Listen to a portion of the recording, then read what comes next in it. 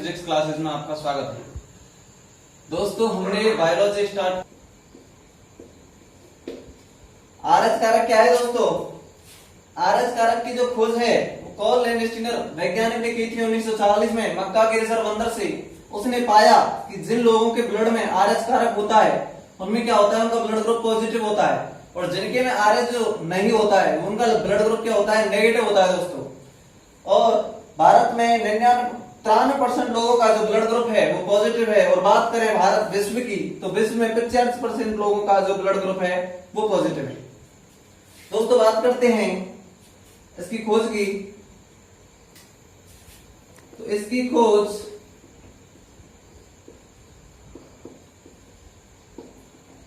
Karl Landsteiner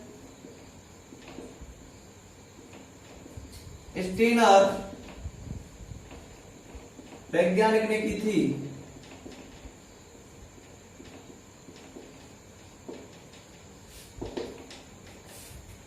किससे की थी? 1940 में मक्का के रिसस बंदर से की थी। क्वेश्चन आता है दोस्तों, आरएच कारक की खोज किसने की थी? तो उसका आंसर है कार्ल लैंडस्टीनर वैज्ञानिक ने की थी। कब की थी? 1940 में। किससे की थी? मक्का के रिसस बंदर से की थी। रिसस बंदर से की थी। इस बंदर के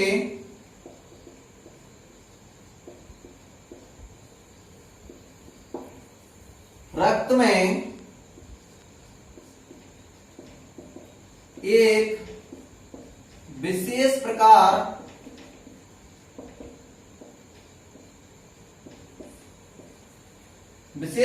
का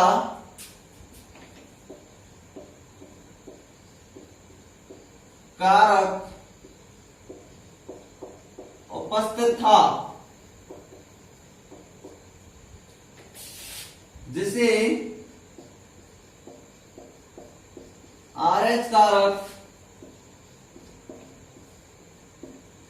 नाम दिया गया। जिस मनुष्य के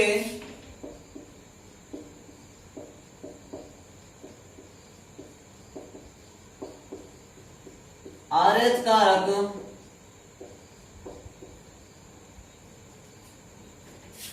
उपस्थित होता है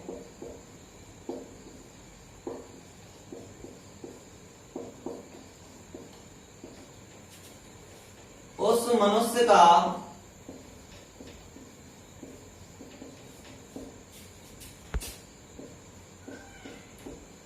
ब्लड ग्रुप पॉजिटिव होता है,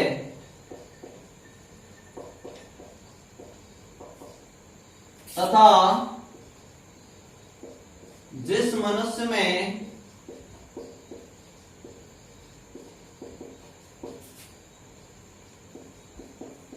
आरएच कारक अनुपस्थित होता है,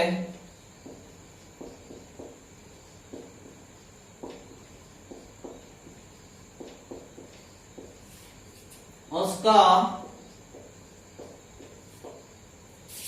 ब्लड ग्रुप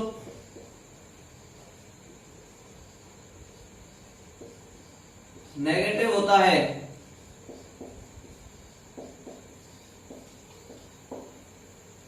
यदि बात करें भारत की, तो भारत में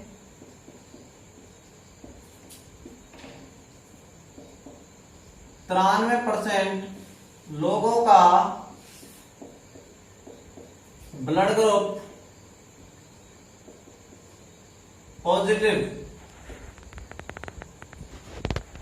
है। और यदि बात करें विश्व की, यानी कि जो भारत के लोग हैं उनमें 93% लोगों के आरएच कारक पाया जाता है, इसलिए तो उनका ब्लड ग्रुप पॉजिटिव हुआ। बात करें विश्व में 85% लोगों का ब्लड ग्रुप पॉजिटिव होता है। दोस्तों आप इसे नोट डाउन कीजिए। इसके बाद हम नेक्स्ट टॉपिक पर चर्चा करेंगे कि हमारे शरीर का जो तापमान है कितना होता है, सेल्सियस में कितना होता है, फ़ारेनहाइट में कितना होता है और केल्विन में कितना होता है, और जो हमारा जो हृदय है, रक्तदान दिवस है, वो कब मनाया जाता है, और ब्लड को कितने सेंटीग्रेड पर ब्लड बैंक में रखा जाता है। इसके बाद हम बात करते हैं विज्ञान दिवस, और इसमें ब्लड ग्रुप की कोई खास और कोई बात नहीं है ये दोस्तों, इसको हम नेक्स्ट अभी चर्चा करते हैं। इसकी आपसे नोट डाउन कीजिए।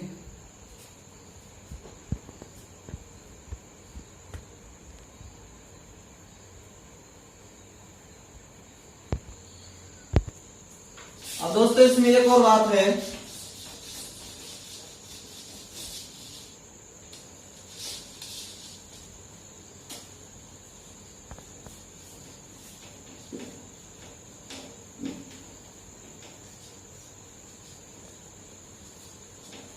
एक और क्वेश्चन आता है कि हमारे लिए एक परेशानी है कि हमारा ब्लड ग्रुप तो पॉजिटिव है लेकिन जो हमारी वाइफ है उसका नेगेटिव है।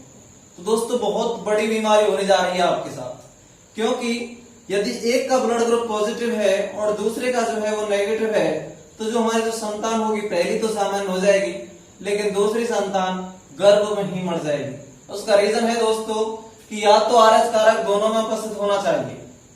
यदि दोनों में उपस्थित नहीं है तो पहली संतान को भी जन्म को सही प्रकार से नहीं देगी, उसमें भी कई बीमारियां उपस्थित हो जाएंगी।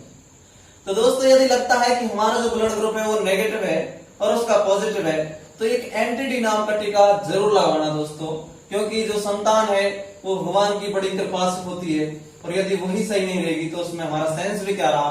हम यदि साइंस से हैं और हम इस बात को नहीं जानते कि जो हमारा जो पहला बच्चा है वो बच गया लेकिन दूसरा बच्चा मर जाता है, उसका रीजन जानना बहुत जरूरी है। उसमें हो सकता है कई बीमारी हो सकता है कि हमारा जो ब्लड ग्रुप है वो पॉजिटिव है और जो दूसरे का है, जो स्त्री है हमारी वाइफ है, उसका नेगेटिव है, तो उसके कारण भी जो बच्चा दूसरा है वो गर्भ में मर जाता है। जबकि बहुत से लोग इसको बीमारी बता देते हैं। नहीं, मैं इसको नहीं मानता। साइंस के अकॉर्डिंग दोस्तों एक एंटी-डी नाम का टीका जरूर लगवाना चाहिए। तो दोस्तों हम बात करते हैं इसी क्वेश्चन की। क्वेश्चन क्या है दोस्तों, ये थ्योरेटिकल रूप से आप याद रख लेना। यदि पुरुष का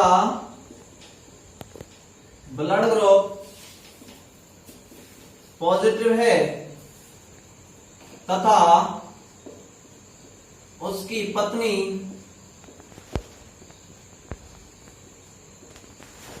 का ब्लड ग्रुप नेगेटिव है, तो पहले बच्चे का जन्म सामान्य होगा,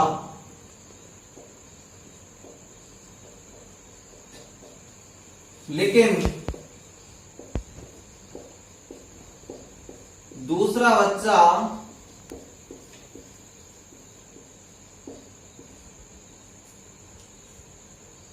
दूसरा बच्चा गर्भ में ही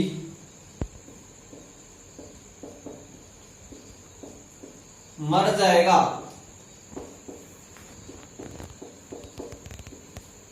अब दोस्तों ये हमारी परेशानी हो गई कि यदि पुरुष का ब्लड ग्रुप पॉजिटिव है और उसकी पत्नी का जो ब्लड ग्रुप है वो नेगेटिव है, तो पहला बच्चा तो जन्म सामान्य होगा लेकिन दूसरा बच्चा गर्भ में ही मर जाएगा। तो इससे बचेंगे कैसे दोस्तों? उपाय, इसका सॉल्यूशन क्या है? इसके लिए महिला को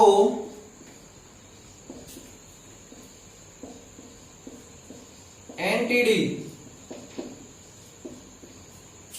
का टीका जरूर लगवाना चाहिए। और इसमें बात करते हैं हमारे थोड़ी रक्त की और समस्या रह रही थी कि ब्लड में थोड़ी क्या रहता है कि जो ब्लड है वो हमारे शरीर का जो तापमान नियत रखता है, तो इसमें हमारे जो कुछ इंपॉर्टेंट फैक्ट है उसे आप स्टार डाल के लिख लीजिए।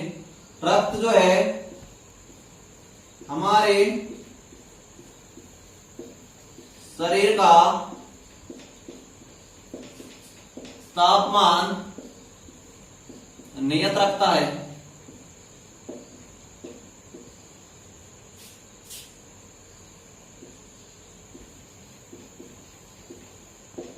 नियंत्रण रखता है या नियत रखता है, नियंत्रण लिख लो इसको, नियंत्रण रखता है। दूसरी हम बात करेंगे शरीर का तापमान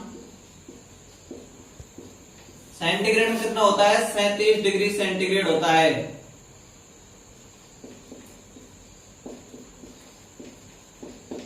सेल्सियस में 37 डिग्री सेल्सियस होता है।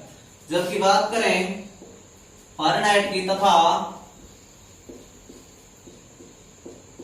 फ़ारेनहाइट में 98.6 फ़ारेनहाइट होता है।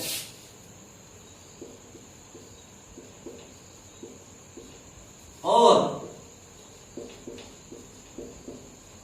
केल्विन में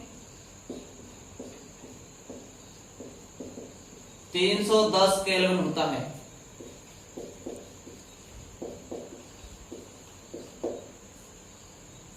और रक्तदान जो दिवस है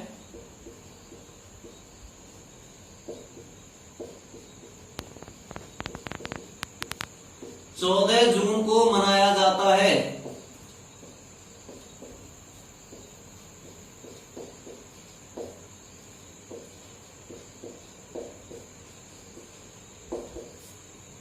दोस्तों अब हमने चर्चा कर ली है इस टॉपिक में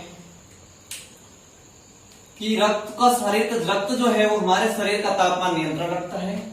शरीर का जो सामान्य जो तापमान होता है, शुद्ध जो मनुष्य का सही मनुष्य का जो तापमान होता है वो सेल्सियस में होता है 37 डिग्री सेल्सियस तथा फ़ारेनहाइट में 98.6 फ़ारेनहाइट होता है। और यदि केल्विन की बात करें तो 310 केल्विन होता है। रक्तदान जो दिवस है वो 14 जून को मनाया जाता है। इसके साथ दोस्तों कुछ हमारे और इसमें 3-4 तथ्य और है इसके और हम चर्चा करेंगे। दोस्तों आप इसे नोट डाउन कीजिए। तो दोस्तों इसमें हम थोड़ी 5 और बेसिक बात और है, 5 से इसकी और चर्चा कर लेते हैं। उसके बाद हमारा जो ये टॉपिक है जो पूरी तरह फिनिश हो जाएगा। जनरल साइंस में से बाहर रक्त में कुछ भी नहीं आएगा, और आएगा तो और करा दिया जाएगा। किसके माध्यम से? Through the test. इसमें है रक्त जो है, रक्त को ब्लड बैंक में अधिकतम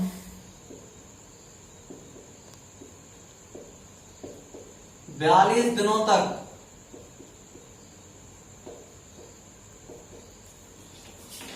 रखा जाता है। यदि 42 दिन से अधिक रखते हैं तो ब्लड क्या है, खराब होने लग जाता है। तो अधिकतम कितना हो गया, 42 दिन। बात करते हैं रक्त में हेपेरिन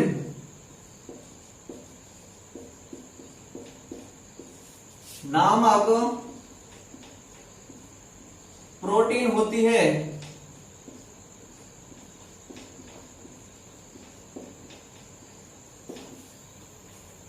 जो रक्त को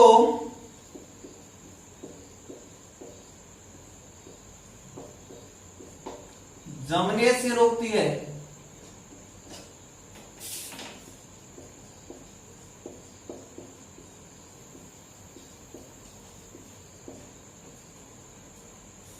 इसके बाद रक्त में फाइब्रिन प्रोटीन होती है।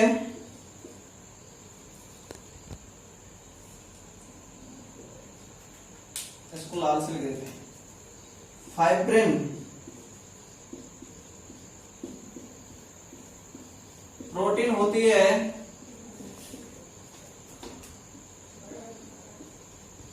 जो रक्त को या रक्त का थक्का बनाने में सहायक होती है।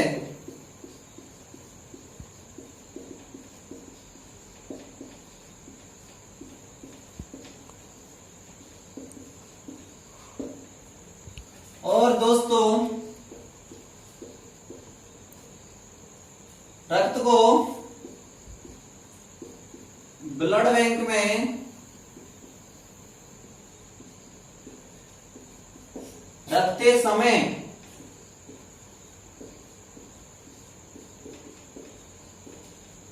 50 ml सोडियम सिट्रेट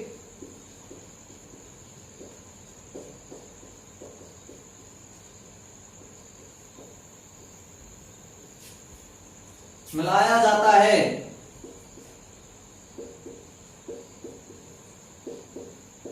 और इसमें जो तापमान है ब्लड बैंक का वो 4.4 के समथिंग होता है कुछ, तो उससे और लिख लेना, इसमें जगह नहीं रही है। और एक और लिख लेना दोस्तों, जो विज्ञान दिवस है, विज्ञान दिवस साइंस डे 28 फरवरी को मनाया जाता है। किसकी याद में? Doctor CV Raman. ये याद रख लेना दोस्तों। इसके साथ में इस टॉपिक को, आज जो हमारा जो ब्लड का जो टॉपिक है, आज हमने इसको कंप्लीट कर लिया है। इसमें कोई ऐसी चीज हमारे तरीके से नहीं छोड़ी है। और बात करते हैं हम कोई अच्छी बुक लेंगे जिसमें और भी इसके कुछ अच्छे कॉन्सेप्ट होंगे, उनको भी कराएंगे। रिवीजन के द्वारा कराएं चाहे कैसे भी कराएं, लेकिन कराएंगे जरूरी, हमारा प्रॉमिस है। क्योंकि हमने प्रॉमिस किया है कि जो भी साइंस के क्वेश्चन आएंगे, चाहे वो बायोलॉजी से हो, और जिस टॉपिक को हमने अच्छे तरीके से पढ़ा है, तो उसमें हमसे एक भी क्वेश्चन नहीं रहना चाहिए। तो दोस्तों कटारिया फिजिक्स क्लासेस के साथ हमेशा के लिए बने रहिए। और दोस्तों यदि साइंस में कोई छोटी मोटी हमारे लिए प्रॉब्लम आती है तो उससे कॉन्सेप्ट के द्वारा नहीं आ रहे तो कमेंट के थ्रू हमारे पास भेजिए। हम पर कोशिश करेंगे हम आपके लिए पूर्णतः समझाने की। तो दोस्तों समझाया जा सकता है, इससे अच्छा है कि आप इसे रेगुलरिटी और कंटिन्यूटी से मैं हमेशा कहता हूं कि बने रहना बहुत जरूरी है। लाइफ में रेगुलरिटी नहीं है तो हमारा सिलेक्शन बेहद मुश्किल है। दोस्तों इसी के साथ में आपसे कहना चाहता हूं कि हमारा जो चैनल है उसको लाइक एंड शेयर और सब्सक्राइब करना बिल्कुल ना भूलें। और दोस्तों यदि आप हमारे लिए अच्छा रेस्पॉन्स देंगे तो हम आपके लिए निरंतर रूप से यही बात कहते आए हैं और कहेंगे कि जो हमारे से जो भी कॉन्सेप्ट रह रहे हैं या जो भी क्वेश्चन जो कि एग्जाम पॉइंट ऑफ व्यू से वेरी इंपॉर्टेंट है, उसका जिक्र हम यहाँ पर जरूर करेंगे। दोस्तों नमस्कार, थैंक्स।